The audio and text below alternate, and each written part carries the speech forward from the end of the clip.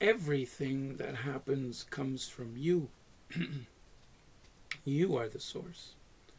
Everything you do comes from you, and the vibes you put out come back to you in kind. If you put out bad mindedness, jealousy, greed, etc., that is will come back to you. If you put negativity vibes out there, that is what will come back to you.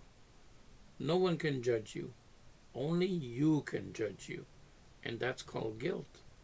The people that judge you can only affect you if you allow their judgments to fall on your ears. They're powerless to judge you unless you give them that power. All experiences end in either bad or good results.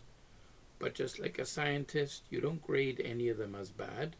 They're simply decisions and situations that didn't work for you, and so you know not to try that again.